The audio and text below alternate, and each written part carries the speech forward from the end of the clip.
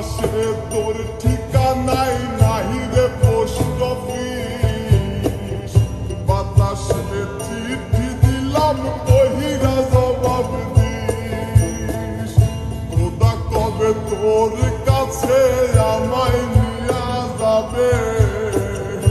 একটা নজর দেখা তোলে কোরআনটা জুড়াবে। খোদা কবে তোর কাছে আমায়